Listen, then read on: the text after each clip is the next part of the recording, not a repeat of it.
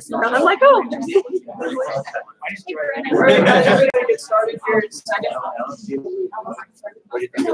Okay, so first of all, if you have not looked at the screen, go look at it now. Go to Twitter and make sure you retweet this. If we get the most retweets of any student organization at Mississippi State, everybody gets to go up to SEC Nation after the show and take a picture with the anchors on the set of SEC Nation. Yes, I've been asked. Yes, it includes Tim Tebow. So if you want to take a picture or want to be in a picture with Tim Tebow, go retweet this tweet. It'll happen Saturday after the show, so it'll be around 11 a.m. or so. And literally anybody who's a member of the club, you don't have to be news paying, you can be in the room, will be able to be in the picture. That's only if we win this contest. So go retweet it. Make sure you retweet it. Other people retweet it. We're losing right now Yes. to MSU Esports. So they have 135 right now. We're at 85.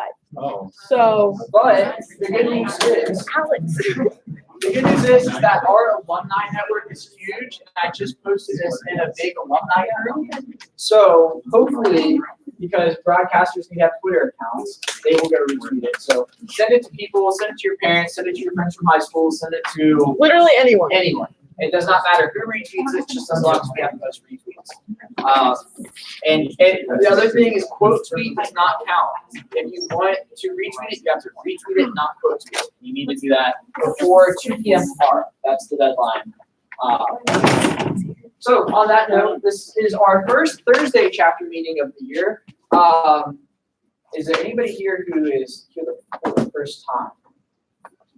Okay, a couple people. We're going to try to vary up the days so that more people will be able to come, because I know there's Tuesday night classes and Tuesday night labs like intercommunication. I think there's geoscience labs Tuesday nights too. Next semester, I think a lot of our meetings are going to be on Thursdays because there's going to be a class in 216 at 4 p.m. on Tuesdays. Computer methods. There's going to be a lab of computer methods in here. So we'll see how that works out. We kind of have an idea of the meeting dates for next semester, but it's a work in progress to figure out how long they'll actually be in the room. So for our weather briefing this week, we have Christopher Denmark. He's a sophomore from Central Georgia-ish. Near Savannah. With that,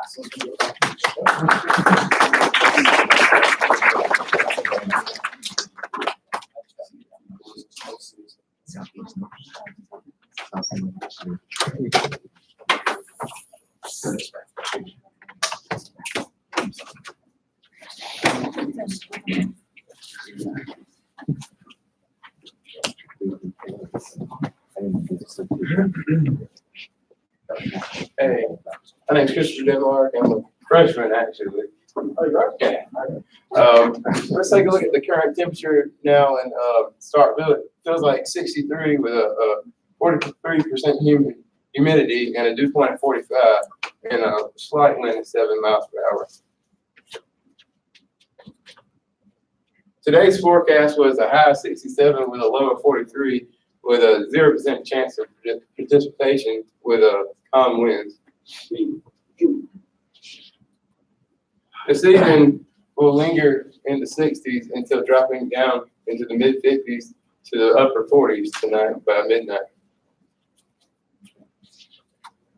Now to what all of y'all have been watching today, PTC 16 is suspected to be a low-grade tropical storm as it hits the panhandle of Florida and moves into south into central Georgia.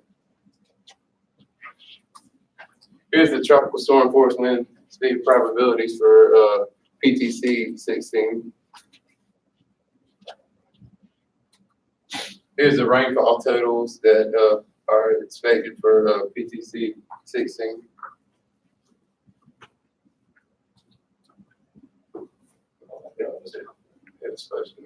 I was supposed to show you the Euro and the GFS of the PTC, but on Monday we have a 15% chance of.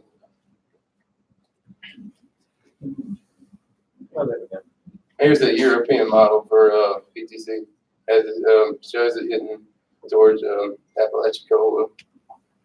And here's the GFS, a little bit more to the east than the Euro, but still pretty much in agreement.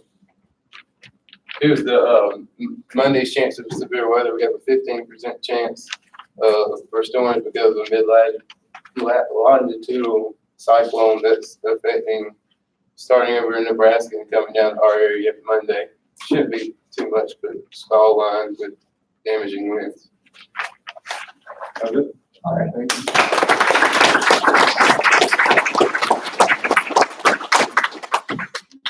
So next week, Craig CC is scheduled to give the weather briefing. Or actually 2 weeks now, not 2 weeks ago. And so he'll be doing that. We will post the schedule for people to sign up for weather briefings for next semester as soon as we have the meeting dates. So if you're interested in doing this, it's a great opportunity to do it. So we've been talking about this for a while now. For those of you who don't know, Alex Herbst is a former president of this chapter. He was president my freshman year 2 years ago. He passed away last month. And there is now a scholarship and a tree that is going to be planted on campus in his name, but it requires a lot of money to get a scholarship and a tree. So Gondolier, which is an Italian restaurant over by the mill, that area just south of the Cotton District, is doing fundraiser nights every Monday in October. We showed them the flyer that I tried to email you on Monday, but it decided to go through at 8 o'clock at night. The 10% of your total will go towards the scholarship and the tree. So if you can on Mondays, go to Gondolier. It's good food. I go. The chicken farm is fantastic. But yeah, just be sure to show the flyer, and then we'll send you reminders, hopefully in a timely fashion on Monday. Just for the record, I sent that email at like 10 in the morning, and it didn't go through until 8 o'clock at night. Usually they're like that, but it's whatever. So I said during the or in the emails and in the flyers that we have some new information about Symposium.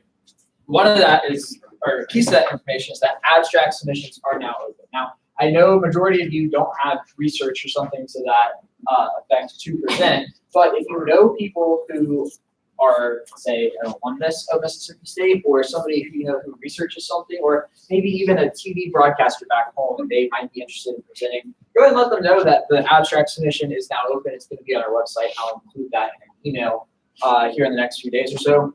The other thing is I was going through our stuff in the closet, and I found these. These are programs from the past 2 symposiums that we had here. If you have no idea what a symposium is, or you just want to look through a program of it, we have these up front, and we have 5 of the ones from 2 years ago and a ton of the ones from last year. So you can keep the ones from last year, but return these ones so that other people can look at them. It has the agenda in it. So it's an idea of like what we do at the mixer, where you get to go hang out with professionals, drink if you are of legal age.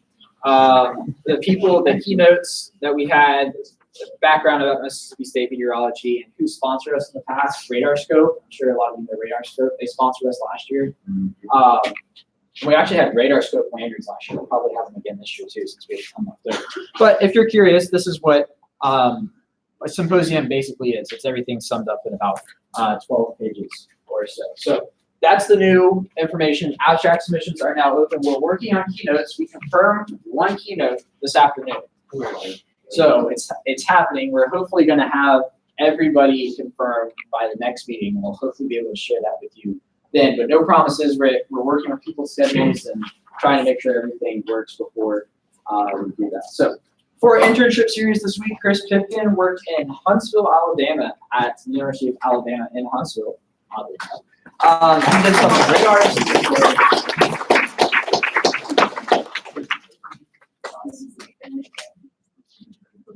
Well, hello everyone, I'm Chris Pipkin, and don't recognize a lot of people in here like I thought I would, so it's okay. I don't think I've seen any of the professors, so that doesn't mean a little less nervous now, so it's good. Okay, so I did an internship with an REU program, and this was at the University of Alabama in Huntsville, and actually the people that sponsored it, and a lot of my money actually came from the National Science Foundation, but NASA actually sponsored it. It was also sponsored through the National Weather Service and Barron. So it just wasn't the university itself, it was actually a wide range of universities, or I guess programs, and like NASA people. That's pretty cool. But okay, so but the main program that did fund it was the National Science Foundation. And pretty much what it is, an REU is just, it consists of about 10 people or so, and they just focus on research, and you are assigned like an individual research project. And the students are granted stipends and stuff and assisted with housing and traveling, but meteorology REUs are actually pretty rare. These are actually some of the only universities that offer it. This is U of H's first year to offer it, so I was really happy to be part of it for their first year. But you got OU, Texas A&M, Washington State University, Colorado State, Portland State, and University of Southern Florida. So I really wanted to study abroad. Like, that's been a really big dream of mine, I guess. But this was also another opportunity because, I mean, to me, I don't travel a lot. So Colorado is a pretty far place to me, and Michigan is a pretty far place. And they'd be pretty cool to go to over the summer. So it's something that if you are thinking about studying abroad, but also want to study meteorology, this is a way to do it too. So something I want to say is that this was a paid internship. Yeah, but $6,000 actually. They gave me $6,000 cash. Obviously, they didn't give me like $6,000 up front. They actually didn't pay for it because they knew that I was responsible. So, yeah, first time that I got there, though, they had a $2,000 check, and they came up to my desk. Well, actually, it was like a room like this, and they just set down a $2,000 check in front of me. I was really happy about it. And then they also paid throughout the whole summer the food and the traveling, free housing, and all of that just for me to work full time and get research experience. So it was a really good opportunity. Plus, something even better that I didn't know I was going to get until about a month ago. They emailed me and said they're going to give me $3,000 more to go to AMS or go to another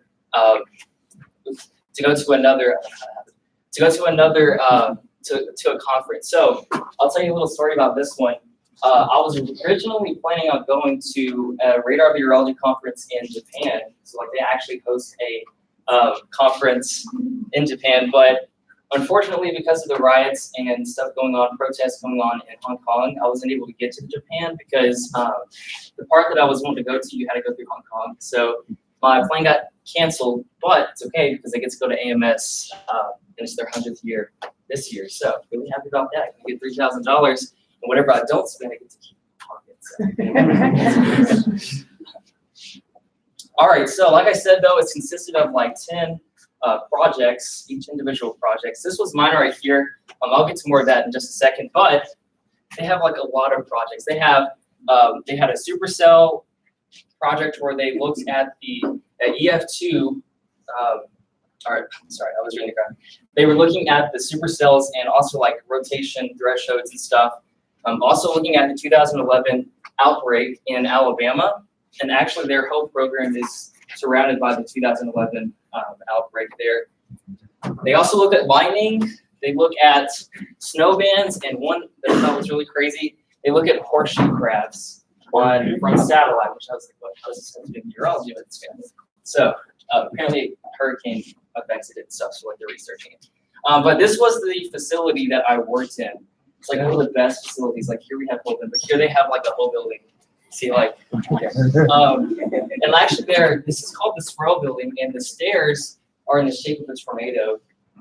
That is so Here cool. we get a new class and we're excited there. They get a whole tornado stairs, but it's fine. So something cool I thought also is one of my desks, I had like 3 desks over there at the internship, and one of them, like my computer just came from the desk like that. And I was like, oh, that's pretty cool, you know? And then also they had a whole garage too, just full of like radar or weather instruments, a lot of radar stuff, and also lightning stuff to detect lightning. So it was really cool. At least the facility parts were. There we go. All right. So I'm going to get to my project real fast because this kind of bounces off that. But my project was comparing radar tornadic debris signature properties to damage and land classifications. And what I did was I used radar data from mostly around the United States, and I also compared it to land classification types. So what my whole project was really centered around, and we didn't really plan this until later, but so right now we can't really clarify a tornado intensity or the strength of a tornado until after the fact, whenever the National Weather Service goes and confirms it. But possibly sometime in the future, looking at polarization, copolarization properties and like or correlation coefficient, that could possibly lead us one day to allow us to detect tornado intensity in real time. So if you want to talk about my project with me a little bit after the meeting, then come on to me and I'll tell you more about it. But pretty much what I did was I used a lot of radar data, and that included me going on this really fancy truck that cost about $2.5 million. Oh, Lord. It was really, really expensive, but it was really cool too, though. And they just had this truck, they drive you out, and they let me take a lot of samples of just random storms that popped up in Alabama. So that was one of the coolest things about this internship, was getting to use equipment like this, even though I did not know anything about it. So probably one of the first coolest things, though, was getting to go to the International Space Station Center, the Payloads Operations Center. So I got to talk to people on the ISS while they were up there. This was their operations center, and then we went to one of the other operations centers as the backup, and then we had another room right here was another backup, which is crazy. Like, I didn't know that, but it's fine. And then also they have a moon rock that you can go in there and touch, which is cool because now I can't touch the moon. Yeah, that was one of the coolest things. And so I know a lot of y'all, who's all broadcast majors in here? So a lot of people, because that's pretty much the things. So that's okay because I'm a broadcast emphasis too. Like I am a professional meteorologist with a broadcast emphasis, but I wanted to see how the research side was too, because it's always good to have a backup plan. And also, I got this interest. I was like, okay, let me just try it out. But they actually had some stuff for broadcast meteorologists in this internship too. We went to Barron, and Barron is a huge company. They do a lot of the graphics. They actually have our links system upstairs. They're the ones that do all that. But some people don't know that they actually work on a lot of radars, and they hire so many people, our meteorologists, to work on radars, professional meteorologists, and also broadcast meteorologists too. But this is where the big bucks is, because they ship their employees around the world to like Argentina. Right now they're doing one in Bangladesh, and they're building radars down there. Like they get to spend like 3 months down there. But we got to go over there and tour and network with them, which is really cool. So, and we also got to go to the Optimal GEO. And what this is just they're kind of the people that work with Google Earth and also like with maps and making maps for personal cities and stuff, or maybe for like personal events. But one of the cool things that they had, which I don't know if I'm supposed to be showing this or not, because like they had a lot of their stuff that was secret, but I snapped a picture. He looks really scary, but he's not. So like this is called LiDAR, and like they go through these rooms and like just a little bitty handheld thing, and it goes and it takes a print of everything in the room and like everything in the building. It's just like a 3D print, so they transfer it to computers. So it was really cool, actually. Nothing to do with meteorology, but still we went with that. So that was a lot of the tours that we did, at least. Recapping it though, some personal benefits from this, other than the money, of course, was the opportunities that it gave me to explore a new career path. So my dream's always been to be a broadcast meteorologist. Like ever since I was little, I've loved broadcast meteorology. I didn't even know all this, was an option in professional meteorology, but I saw it on a website and I was like, let me just apply to that and see what it was. So I got it, and it helped me develop and refine a lot of my skills, unlocked so many doors to graduate school, and also got my name out there to private weather employers like Barron. And now I have two paths to choose from. I can go either broadcasting or I can go either professional on two sides. So that was one of the cool things. And the best thing was all the friends that I made from it, especially Greg. He was my roommate. He was like one of the best roommates. Like Bryce is the best roommate, but he's this. Bryce is my best roommate, but this one over the summer, he was a really good roommate. Betrayal. Anyway, so some more personal benefits too is that, I'm sorry, that wasn't supposed to do. That's supposed to be something different. But why would you want to do this internship? Well, other than the other things that I said, it gives you a lot of experience, but also how would you get your foot in the door for these kind of internships? And I know like there's kids on the screen, I'll just a second, but so if you want to get an internship like this, first thing I could give you like advice is become really good friends with your professors. Dr. Rogers too, like he did my recommendation letter for this one specifically, and I think that's one of the big reasons why I got it. It's because he's pretty up there. And also do your research over the internship itself. Work on that GPA as always, because they do look at that surprisingly, not really. But stay involved in this club specifically because the person that gave me the internship was the first guy that, he was one of the first people that started the symposium for this club, exactly. So Ryan Wade. And most importantly, so this is one that I struggled with too. So I applied to REUs my freshman year, and I didn't get it, and I was like, dang, like, this is a whole other year I have to wait to apply to another REU. Like, I didn't think I was gonna get it ever.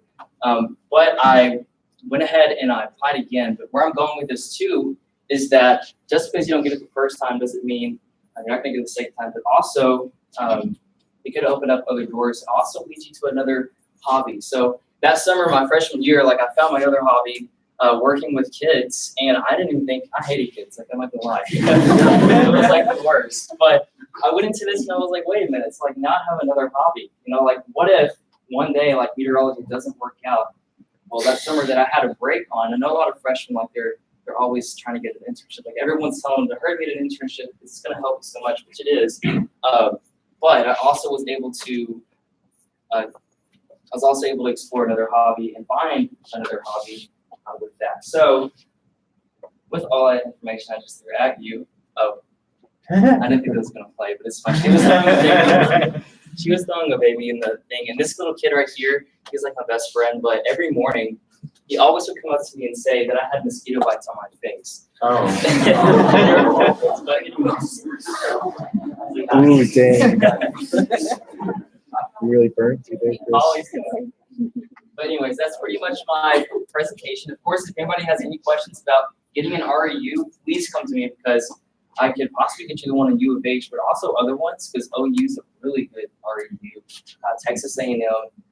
I know pretty much a lot of people from almost every school. Like I didn't even know that ULM had a meteorology program, but they do. So if you want an REU, just let me know after the meeting.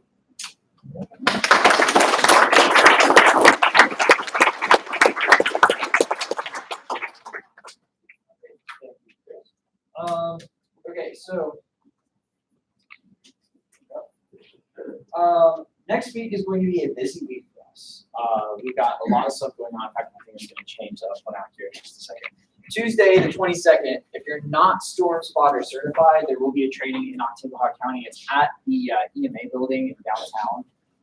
If you were here 2 years ago, we did a training here, so we're not going to do one at least probably until next year for the next executive board to decide. But that is on Tuesday. I don't think you have to sign up for that. I think you just show up. There was, oh, sorry, I saw people taking pictures. Hold on. There you go. If you need to take a picture, go ahead. There was, you probably saw a online training that was scheduled for next Monday. But if you listen to Christopher's weather briefing, Jackson is now in a severe risk for Monday, so that has been canceled. This is not happening. They will reschedule it at some point online. The other thing is that there's a really cool author coming to town next week. You may have seen some posters here in the building with the radar image on it. Andrew Bloom is coming.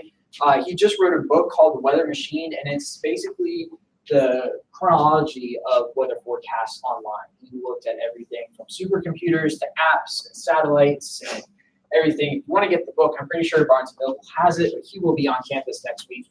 He'll be doing a meet and greet upstairs in the climate lab. If you haven't been upstairs, it's the room directly above us. And then there will be a general talk in the Student Union at Folks Auditorium on the 24th at 6:30 p.m. At least stop by the meet and greet. He's a really cool guy to talk to. We set it up strategically, as you know, strategically to where if you have the radar lab and StatClim lab, you should have some time in between to run upstairs to the climate lab. And you should be around after the StatClim lab too, because we usually get out of there before And then we have the Jackson trip, which is a week from Saturday. How many people are going? Oh my God. Okay, so be sure to stick around after the meeting. We're going to talk about transportation and stuff like that after the meeting. But it's going to be really fun. Unfortunately, if you're not signed up already, we had to cut it off because one, you saw how many people were going, but two, we needed to send a list to WAPT on the names that were going to be there. We've already done that, so we can't accept anymore. But we're going to WAPT in Jackson, also the Mississippi River Flood Model, which is a life-size, I don't know, like sculpture of the Mississippi River. It's literally a half-mile long that encompasses all of Minneapolis down to New Orleans. Then we'll be going to the Weather Service office there in Jackson. So there's the schedule minus the live stream talk for next week. A lot going on. And there's the book again if you were interested in buying it. So the big thing for this meeting was the best practices for social media. If you were in Prac 3 today, it's going to be kind of similar to what we talked about, but I planned this before Wednesday. So first question, what should be your goal in social media in college? 3 words. Connection. Close. Anybody else? Building like a personal platform. Yeah. We're going down the right road. What's your goal when you leave college? Become meteorologist. Social media is the #1 way to get a job these days. People follow you on Twitter for a reason, and it's because they want to know what you have to say. Those same people are going to be people who hire you eventually, because the people who hire you want to know what you have to say, especially in our field where social media is so big. Twitter, Facebook, Instagram. I can't tell you how many meteorologists follow me that I don't. I have never met before, but still they follow me. So that should be your ultimate goal in what you're doing in college now to, one, build a library of content that people can go back and look at and realize that you've been doing it for a while. So first off, some tips. One, on almost all platforms, in fact, on all the platforms, have a weather account dedicated to those of the weather. I know some people follow, or a lot of you follow my weather Twitter account, but I have another Twitter account that's personal that only like 200 people follow. It's only because I have accepted those 200 people. The other thing is to tag these hashtags and at MSU Weather in your tweets, because we retweet. Our chapter account retweets, MSU Weather retweets. The other thing is that this MSWX, if you don't know, that's Mississippi Weather. Every state has a hashtag. So for example, Georgia is GAWX. If you tag that, the people in the Weather Service are going to see it. The broadcasters are going to see it. Anybody who is following Georgia weather knows to go to GAWX, and then your tweet will pop up there, and that's how people come to follow you. The other thing I'll add is to post personal stuff on your weather account, but not like real personal stuff. Like, don't post your beach pictures on your weather account, but post a picture of your dog. Everybody loves dogs, like literally everybody. So just keep that in mind as you are going forward. There's a really awesome resource for everybody in the room to use. Chris was talking about Varian. They are the vendor for our weather graphics, and a lot of our weather graphics can be found on this website that are updated every 5 minutes. So if you want to tweet about the weather, you can use Mississippi State stuff. For example, this was pulled earlier this afternoon from the camera in Lindsay's office, looking out that way when it was 50 degrees at that moment in time. So you can go pull this image and tweet it 2 minutes later, and it's a real-time information graphic. Same with temperatures across our DMA, Mississippi and Alabama, and a ton of other stuff. There's a tornado watch. There's a tornado watch graphic that you can go and pull that will be updated within 5 minutes after the watch is issued. So it's real-time information, so definitely take advantage of that. And this can go to Twitter, Instagram stories. If you have a weather Instagram account, Instagram stories are awesome because it pops up on people's feed immediately, and you can take it down without it having to lose its same with Facebook. The other thing you can use, the National Weather Service in Jackson is really good about putting out informational graphics. This is just a night graphic, but they do their own threat level system. They have a scale of 1 to 5. Like I think they have one out for Monday already, where we're in the level 1 risk. But National Weather Service content is good content because it's the go-to source for all meteorologists, pretty much, unless you work in the Weather Service. But it's also reliable. It's always going to be updated. You're not dependent on somebody else to update it because they have to do it for their job. The other thing, I pulled this from Brandon. It's a simple video of the sunset. He tagged Matt Laubbaum. I don't know. Matt Laubbaum. Yeah, that one. And James Spann. And they retweeted it, and look at his life content. Any student can do that. How many sunsets do you see here in Starkville that you stop, take a picture of, and go about your day? What if you tweeted that? What if 119 people saw your name because you tweeted that? Now this was actually you had sunset and a rainbow. Yeah. So keep that in mind. But still, that's the type of content that drives up social media engagement. The other thing, this is my own tweet, I know, but I was looking for something quickly. Don't be afraid to retweet other people in the department. If you, on our website, there's a list of crack 3 and 4 students where we literally have to tweet for a class, which means there's always fresh content coming out from us. And you can go and retweet that. Like there's a Mississippi State branded graphic. You could even pull the graphic if you wanted to and do your own tweet. I don't think any of us really care. But still, tweets like that are things that you should do. Here's what you should not do. Nobody, okay, maybe a couple people who already have their undergrad degree is a meteorologist yet. I'm not a meteorologist yet. If you don't have your undergrad degree, you're not a meteorologist yet. So don't go on Facebook and say, meteorologist Bryce Jones. Just don't do it. Because it's not so much that other people here care, it's that your degree has value, and part of that value is the title meteorologist. Yes. When I was taking it up to when I got the meteorology first degree, I was literally the only person that would not call themselves meteorologist so-and-so. Yeah. Now in prac, it's different. Lindsay has us refer to ourselves as Campus Connect meteorologists. That's okay because we have the Campus Connect in front of it. Campus Connect is technically a Mississippi State brand. That is our weather department upstairs. But in terms of talking about yourself on a regular basis, I'm a junior in college and I do not refer to myself as a meteorologist. If that's so just don't do it.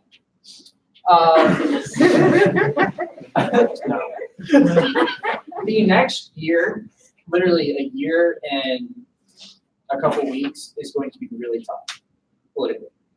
I used to work in politics. I'll tell you straight up right now. I worked on a campaign and I worked in the House of Representatives. And I know people in this room know that, but it needs to not be on your social media because I don't want, and this happens on both sides. There are Republican news directors and there are Democratic news directors. And if they see that you are support the other party for some reason, they literally will throw your resume in the trash can because there's other candidates that they don't know their political preference. So just stay out of politics, especially over the next year or so. Yeah. If you want to be involved with it and you want to have opinions that like go on the internet, you need to have separate accounts. Yeah. You need to have a personal account. You either lock or you put a disclaimer in the bio or something, but it needs to be separate from what you are usually tweeting out weather related. Yeah. I don't tweet a lot of weather stuff on my Twitter right now because it's my personal account. I'll retweet things, but it's not the same as me going, oh, I'm going to put the forecast here. I'm going to put my political opinions over here. Yeah. And I would even say with stuff that's private, it only takes one person to screenshot it and post it somewhere else. You don't want somebody down the road, say you're 5 years into your career on TV somewhere, and we have another polarizing election like this one, to say, look what Bryce posted 5 years ago about Trump. And you need to have that boundary there. So just consider that even when you're posting on your non-weather Twitter account, is that something that you might want out there one day? Now for me, I do have stuff on my other account. If you go to my personal Facebook page, you'll see all the stuff from my old job. And I don't care because I'm not ashamed of my political views at all. But just on your weather stuff, just stay out of it. Especially, I will tell you this now, if there's another Alabama fiasco, just stay out of it. I understand that a Sharpie mark was drawn on a map, but Joe Schmo over there in Ruby Hall doesn't care. And somebody walking through the physics department doesn't care. It's just, that's the way it is. I know politics can be polarizing. I would just say stay out of it. Unless, say there's a weather event going on and a governor declares a state of emergency. Then go ahead and mention the governor and say, Governor Phil Bryant of Mississippi has declared a state of emergency. Outside of that, stay away from politics. It's just not. The other thing, anybody watch this live? This was 4 years ago. This was on the Weather Channel. So this was 2 tornadoes ago for Starkville. We'll talk about the other tornado here in just a minute. But I'm showing this for a reason. I cannot tell you to not swim this. I'm not going to tell you to not swim this. But you need to use discretion when storm chasing. Northeast Mississippi has a lot of trees. You cannot see anything. There are very few days where the conditions are favorable enough to actually even see a tornado and have it not be rain wrapped. You can see this, you can barely see tornado there. It's extremely dangerous to chase. And for that reason, you'll hear a lot of the professors talk about when you are chasing, if you are chasing, to not have Mississippi State University in your bio or on your tweet. Or on your shirt. Yes, or on your car. Because that will look bad for the university. It's not a university sanctioned event, so just don't put Mississippi State University on your stuff. Now, I have chased in Northeast Mississippi before, like once. So I'm not going to do it again because it sucked. You know, you can either go across 82, up and down 45. Otherwise, you're on back roads with trees. And even 82 and 45, you have trees. There's like one clearing about 20 miles south of here, and that's it. So it's just, you can do it. I'm not going to tell you not to do it, but just take that for what it's worth. I've been here for 2.5 years. I've figured it out. Yeah. Another problem is it often happens like in the winter or at a time of year where it's daylight. It's like, this is early in the season and it's already getting dark now. The fall severe weather season, the sun sets at 6 o'clock. Yeah. Maybe Okay. buy an Ole Miss shirt when you chase. Ole Miss or LSU. Cover up your parking sticker too. Yes. Get another one. Okay. So that being said, you can have tweets that drive up engagement. This was from last year, April 13th, 10:22 p.m. Now I'm showing you this for a reason. I never thought I would tweet this until about 2 minutes before I tweeted it. I never thought I would tweet something in all caps before 2 minutes before I tweeted it. Was that right after we ran from the fire lab to the basement? Yes. Because that was interesting. So this was the tornado. How many people were on campus for the tornado last year? I was across the street, right over there. How many people I were in was ran- Starkville? I should say, okay. So I was here in the building, I was sitting upstairs in the control room, I was tweeting stuff from the Baron computer, we were watching this for a while, and then We this ran came out. a ham radio. Yeah. It was intense. So I want to show you why I tweeted this, and this would literally be the only reason why I tweeted it. One, that tweet was at 10:22. This came out at 10:20. It confirmed large and extremely dangerous tornado was located near Starkville. This is a particularly dangerous situation. If this isn't on a tornado warning, don't tweet something like I just tweeted. But since this was here, then tweet it. But I also tweeted on Stone Boulevard on the campus of Mississippi State University. There's Stone Boulevard. There's the debris signature. This is South Farm, if y'all don't know. So this is south of Blackjack. And then there was the velocity couplet. That is the only instance where you would tweet something in all caps that you are an alarmist at that point, because I was an alarmist at that point because there's a freaking tornado on the campus. The other thing I will add is I live at Helix. Everybody know where Helix is? Helix is right there. It missed my apartment complex by about a half mile. Oh, Then if you go down Octok Road, right there is where the damage was, and I live. You can still see some of it too. There's still a couple of down power poles that they can put up poles and stuff. Yeah. So that was the night of April 13th. That was fun. So don't tweet something like this unless you have good reason. I just showed you the good reason why I tweeted it. If you don't have it, don't do it. Same goes for snow. The other thing I'll add with snow is that I never tweet snow totals until somebody else has tweeted the same exact snow totals. I will hold my forecast in because I don't want to put something out there that says 4 to 6 inches and then the consensus comes out of 1 to 3. I have thought that before, and then I was wrong, and then I ended up saying nothing, and then everybody stuck with 1 to 3, and then they were wrong. So it's whatever. But just make sure what you're tweeting is accurate and it's appropriate for the situation. That's basically what I'm trying to say. The other thing I will add, the news director that I worked with over the summer says he goes to this website whenever he is vetting somebody. It pulls up all of your tweets. Now notice this was 12 or 1,000 tweets, and it was still loading whenever I took the screenshot of it. It literally will pull up every single tweet that you have ever sent. And he sits there and goes, Control F, tornado. What did he tweet for a tornado word? Control F, the F word. Did he ever tweet the F word? I'm not kidding. people go back and look at everything. And this website makes it extremely easy for people to look at everything. Also, like, not even from an employer standpoint, you piss someone off, they will go look for your tweets. Yes. I mean, and they won't do this. They'll go scroll through your tweets for hours until they find something that might be bad. They'll skew it out of proportion and they'll make you look bad on the internet. Bryce's tweet about Trump for 5 years ago. Seriously, no, I'm not picking on you. It could be Bradley's tweet about Trump for 5 years ago. They Hey, I will go just find created my Twitter, so ha. So that's that. Anybody have questions about social media? Anything? There's no stupid questions. I want everybody to feel like they have a good grasp on what to do and what not to do down the road. Anything? I will say that, yeah. So when do you think it's best to like create a weather account separate from your own account? Because I have a bunch of personal like Twitter accounts, Instagram accounts. Right now. And they're like, yeah, they're not like crazy or anything. It's just Twitter. Yeah. But I don't have like a weather account or anything, and I don't have like. The sooner the better. Especially if you're an upperclassman. If you're a junior this year, you need it now. If you're a freshman, sophomore, it's good to have now so that you have that content, the depth of content for people to go back and look at. Especially if you want to go into TV. But I mean, same with weather service. The MICs are making decisions on employers or on employees based on the amount of digital experience they have, because that's something that the weather service lacks. I know the Peachtree City office just hired somebody who's a former broadcaster, and they hired her because she knows how to do all the social media stuff. And Peachtree City sucked at social media stuff, and now they're like one of the best ones in the country. So it's not just broadcasters. Literally everybody can benefit from having a good social media. Anything else? Okay. That being said, how many upperclassmen are in the room? Juniors and seniors?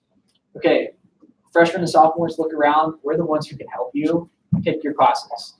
I took things a little out of order. It worked for me. If you want to hear how I took my classes, my class sequences, you can come talk to me. But literally, I know the executive board is all willing to help.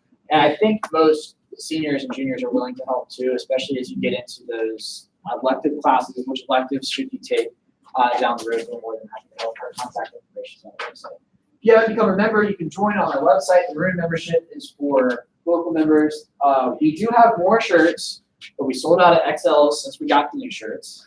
So we will have those for sale after the Jackson trip meeting here in just a second. Our next meeting is going to be 2 days before Halloween. Brenna wants everyone to wear their costumes. Brenna's going to be wearing her costume. Wear your costume because I don't want to show up covered in fake blood and everyone's like, hey guys, like I'm gonna be really, really, really upset and I will bring pizza no one's not. And Plus, Papa John's has those cool jack-o'-lantern they're gonna be pizzas. shaped like pumpkins. Yeah. On Halloween. Please wear your costume or I'm. Why don't we do a Thursday one? So why don't we do the Thursday one next or that week? So it would have been on Halloween. We would all have our Mercer costumes. Okay, one more thing. This is the list of reminders. Again, Monday Storm Spotters talk is out. The other thing I've added on here just to start planning ahead, we do an event called Metsgiving every year. We started it last year. It's basically Thanksgiving dinner in this room on November 19th. It's like a week before Thanksgiving this year. Hopefully tests won't interfere, but we will go ahead and mark that on your calendar. People will sign up for food. We'll provide the turkey. And it'll be a fun time. So make sure you're free that night. It'll be 5:15 again. And that will be our last meeting of the semester. I believe it, right? Talking about the end of the semester. So if you're going on the Jackson, yeah. Can you go back to the slide which was the big one? Yes.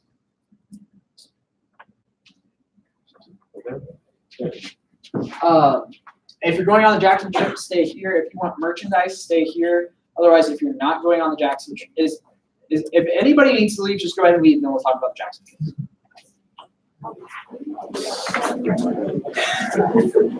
Hey Bryce, quick thing about your weather Twitter.